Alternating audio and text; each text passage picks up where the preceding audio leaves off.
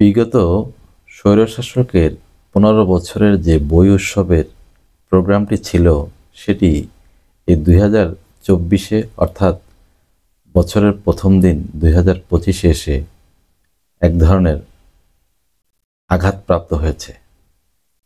যেখানে সারা বাংলাদেশে ৪১ কোটি বইয়ের প্রয়োজন, সেখানে সরকার ৬ কোটি পর্যন্ত ছাপাতে সক্ষম হয়েছে এবং অনেক স্কুলে শোনা যাচ্ছে তারা বই পাননি।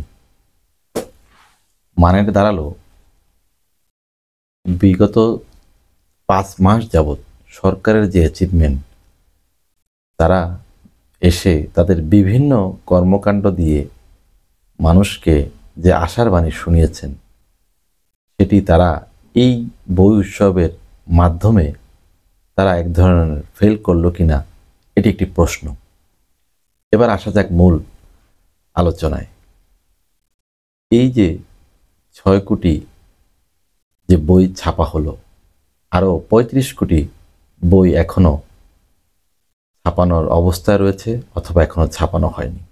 সেটি সম্পর্কে আমরা হয়তো ভালোভাবে অবগত নই, সেটি কী পর্যায়ে রয়েছে, কখন এই কোমলমতি শিশুরা তাদের এই বইগুলি পাবে সেটিও আমরা জানি না। কিন্তু একটি বিষয় সেটি সবার মনে দাগা দিয়েছে, যিনি এই পাঠ্যপুস্তক কার্যক্রমের যিনি ডিডি রয়েছেন, তিনি বলেছেন যে বই ডাউনলোড করে পড়ার জন্য। এই একটি বাক্যে বোঝা যায় যে মানুষের অর্থাৎ সরকারে যারা রয়েছে তারা নিতান্তই কিছু হাস্যকর কথাবার্তা বলে নিজেদেরকে অন্যদের সাথে গুলিয়ে ফেলছেন। অর্থাৎ যারা বিগত স্বৈরশাসকের সমালোচনা করছেন, তাদের সাথে আপনাদের পার্থক্যটি কোথায় ভাই? আপনারা কোমলমতি শিশুদের বই দিতে পারলেন না, বরঞ্চ তাদেরকে উল্টা করে বলে দিলেন আপনারা বই ডাউনলোড করে পড়েন। কোমলমতি যারা শিশু রয়েছে, এই ছাত্ররা এই শব্দটির মানে বোঝে কিনা? তারা বুঝে নতুন বই পাবো, নতুন বইয়ের ঘ্রাণ সুখে তারা শান্তির নিঃশ্বাস নেবেন, তারা একটু নেড়েচেড়ে দেখবেন, এটাই তো হচ্ছে প্রশান্তি। সেই প্রশান্তির জায়গাটাকে আপনারা অগ্রাহ্য করে কোমলমতি ছাত্রদের উদ্দেশ্যে বলে দিলেন বই ডাউনলোড করে পড়ার জন্য।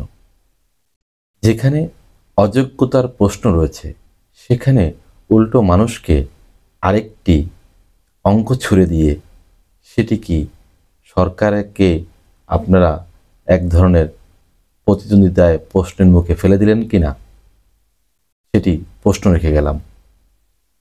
এই কোমলমতির ছাত্ররা বিগত 15টি বছর যে বই উৎসবের প্রণোদনা যারা বুঝছিল, যারা সেটি উপভোগ করত, তারা সেটি থেকে বঞ্চিত হচ্ছে এবছর। এটি কোনোভাবেই আসলে কাম্য ছিল না।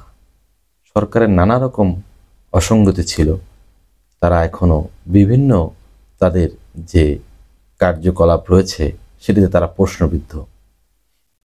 এর মধ্যে আমরা তাদের আরও কিছু কিছু অযোগ্যতার নিদর্শন দেখতে পেয়েছি, যেটি আসলেই আমরা কখনোই কামনা করি না। পরিপাটি যে কথাটি সবচেয়ে গুরুত্বপূর্ণ, সেটি হলো আরও যে ৩৫ কোটি বই দিবার প্রশ্ন রয়েছে, সেটি কখন দিবে সেটিও কিন্তু সরকার নিশ্চিত করতে পারেনি। তারা এরই মধ্যে ১ কোটি বই বিগত সরকার ইন্ডিয়া থেকে ছাপিয়ে আনার যে প্রকল্পটি নিয়েছিল সেটি নিয়েও প্রশ্ন তুলেছে এবং বলেছে সরকার লুটপাট করেছে এখানে। তাহলে আপনারা যেটি করতে পারলেন না, সেটি নিয়ে ভবিষ্যতে যে সরকার আসবে তারাও তো প্রশ্ন তুলবে। একজন করে গেল, আপনারা সেটি নিয়ে প্রশ্ন তুললেন, আপনারা করতে পারলেন না, সেটি নিয়ে প্রশ্ন উঠবে। মাঝখানে এই যে কোমলমতি ছাত্রছাত্রীরা বই পেল না, তারা যে তাদের শিক্ষা ব্যবস্থা এবং তাদের যে পাঠ্যক্রমে যে তারা যে বাধাগ্রস্ত হবে, এটি তো এক ধরনের নিশ্চিত বলা যায়। আমার মনে হয় আসলে এটি সরকারের একটি দুর্বলতা এবং সরকারকে এই ধরনের দুর্বলতাগুলোকে খুঁজে এ থেকে সমাধানের পথ খোঁজা উচিত এবং এটি রাষ্ট্রের জন্য, দেশের জন্য ভালো হবে বলে আমরা মনে করি। এবং সরকারকে বলবো, এদিকে দৃষ্টি দেওয়ার জন্য সরকারের বিভিন্ন বিষয় রয়েছে।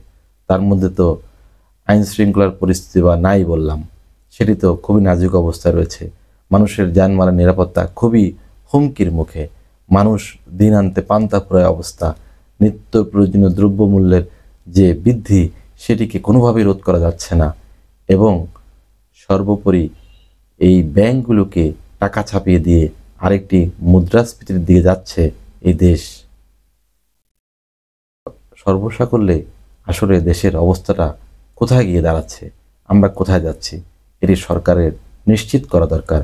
এবং সরকারকে এই ব্যাপারে দৃষ্টি দিয়ে সজাগ দৃষ্টি রেখে কাজ করা দরকার বলে আমরা মনে করি। ধন্যবাদ সকলকে।